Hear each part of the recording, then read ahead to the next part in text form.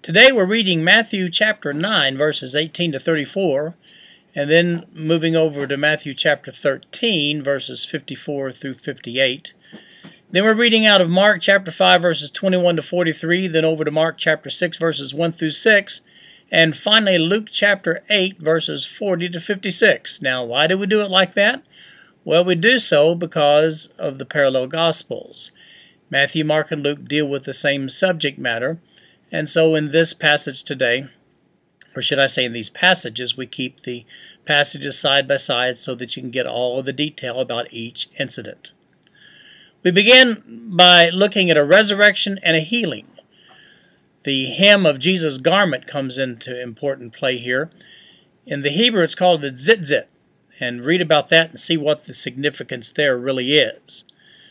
Then we have, in that same chapter, after the occasion where the woman touches the hem or the tzitzit of Jesus' garment and is healed, we have at the end of that chapter a resurrection. Somebody dead and Jesus raises them.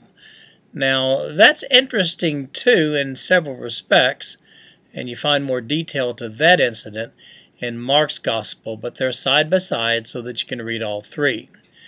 And then Matthew records a blind man who's healed, and then Matthew also records after that an accusation. Well, this is the second time this has happened. An accusation that Jesus is casting out devils or demons by the prince of the demons. And then Matthew and Mark both record that Jesus was rejected back in his own hometown of Nazareth. So that's what we're reading about today, and I think that you'll find today's reading rather interesting. And we'll see you tomorrow.